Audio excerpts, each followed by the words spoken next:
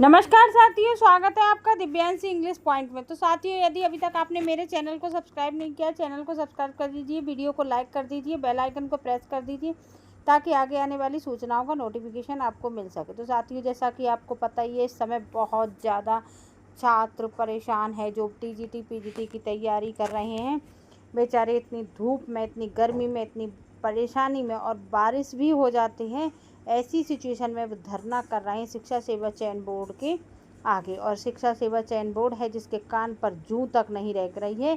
अभ्यर्थी वहां बैठकर दुखी हो रहे हैं, लड़कियां वहां रो रही हैं।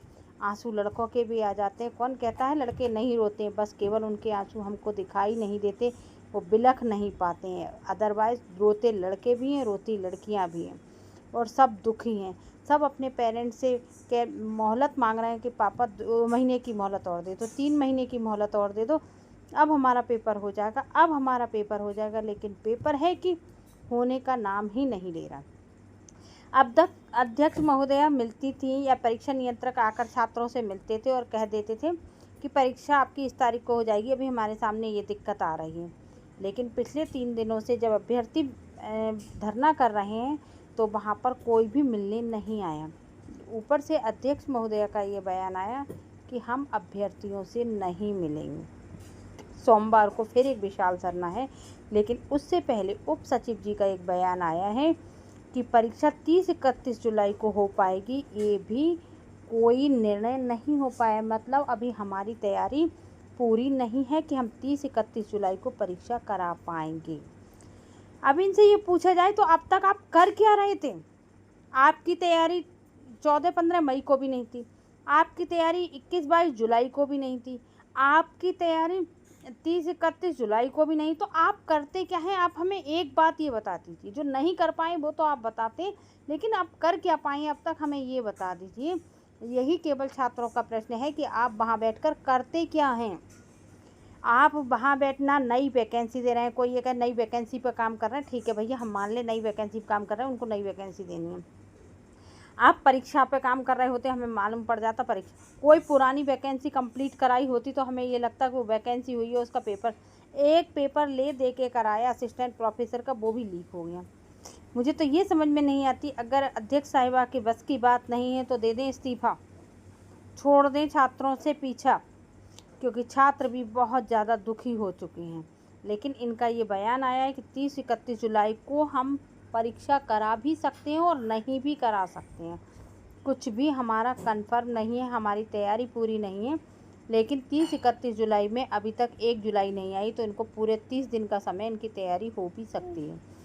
अब इनसे ये पूछा जाए तो क्या आप रैंडम आके कह देंगे कि हमारी तैयारी पूरी है, कल पेपर है आपका?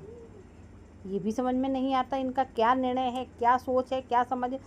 अभ्यर्थी कहीं जा नहीं पा रहा है, कुछ कर नहीं पा रहा है, बेचारा मजबूर परेशान है, जिसको ये नहीं पता चल पा रहा। अब जो बेचारे धरने में बैठे हैं वो ये डर रहे हैं कहीं ऐसा ना हो हम धरने में बैठे रह जाएं, उधर ये परीक्षा तिथि घोषित कर दें, वो भी बहुत जल्दी की। अब जो लोग लाइब्रेरी में बैठे हुए हैं उनको ये डर लग रहा है हम नहीं जाएंगे धरने में, क्योंकि कहीं ऐसा ना हो कि हम वहाँ पर धरने में पहुँचे और ऊपर से पता चले कि परीक्षा तिथि घोषित हो जाए। तो हर अभ्यर्थी के दिल में ऊहापोह की स्थिति है, निर्णय कोई भी नहीं ले पा रहा है। निर्णय ले कहाँ से? निर्णय तो शिक्षा सेवा चयन बोर्ड को करना है, जो कि बिल्कुल निराश होकर बैठा हुआ है, जिसको लगता ही नहीं वो कहीं अस्तित्व में है। इससे अच्छी तो जब शिक्षा सेवा चयन बोर्ड नहीं बना था तो केवल जो चयन बोर्ड था वो हमारा बहुत अच्छा था। चयन बोर्ड में भर्ती प्रक्रिया होती तो थी। ये तो पता नहीं 2 साल से बैठे 2 लाख रुपए की सैलरी लेकर करते क्या है, ये समझ में नहीं आ रहा है। इनका मीटर चल रहा है, इनको 2 लाख रुपए सैलरी मिल रही है, इनकी 2 महीने की सैलरी तो रोक कर देखो। अगर ना परीक्षा भी हो जाएगी, नई वैकेंसी भी आ जाएगी और परीक्षा का रिजल्ट भी आ जाएगा। लेकिन पता नहीं सरकार की इच्छा नहीं है या केवल अध्यक्ष साहिबा की इच्छा नहीं है, समझ में नहीं आ रहा। मुझे तो ऐसा लगता है कि सरकार की ही इच्छा नहीं है, वरना अध्यक्ष साहिबा वहाँ बैठकर काम ना करें, ऐसा हो ही नहीं सकता था। योगी जी सबके लिए बहुत ज़्यादा सख्त हैं, हमारे मुख्यमंत्री जी सभी के लिए बहुत ज़्यादा सख्त है, फिर टीचर्स की जो भर्ती है उसके लिए इतने सख्त क्यों नहीं है? क्यों वो नीरस होकर बैठे हुए? तो कहीं ना कहीं ऐसा लगता है कि हमारी सरकार नहीं चाहती कि उत्तर प्रदेश में शिक्षकों की भर्ती हो, इसलिए ऐसा होता जा रहा है। खैर जो भी हो, लेकिन आप देखिए धरने में भी ज़रूर जाइए। केवल पढ़ने से कुछ नहीं होगा, क्योंकि आप कमरे में बैठे रहेंगे और पढ़ते रहेंगे तो पढ़ने से नौकरी मिल गई होती तो 3 साल पहले ही मिल गई होती। तो केवल पढ़ने से नहीं मिलती है। कम से कम इलाहाबाद के लोग जो हैं, इलाहाबाद के आसपास के लोग जो हैं, उनको तो जाना ही चाहिए। और हम ये भी नहीं कह रहे केवल धरने में जाने से आपको नौकरी मिल जाएगी, बिना पढ़े पढ़ने की ज़रूरत नहीं है। आपको पढ़ना भी है, आपको धरने में भी जाना है, क्योंकि अगर आप पढ़ाई करेंगे तो आप अपना ज्ञान बढ़ाएंगे, अगर आप धरने में जाएंगे तो आप अपना प्रभाव बढ़ाएंगे शिक्षा सेवा चयन बोर्ड पर। और भीड़ देखकर इनके हाथ पैर फूल जाएंगे और मजबूर होकर इनको देना ही पड़ेगा, अपना निर्णय बतानी ही पड़ेगी कोई ना कोई परीक्षा तिथि।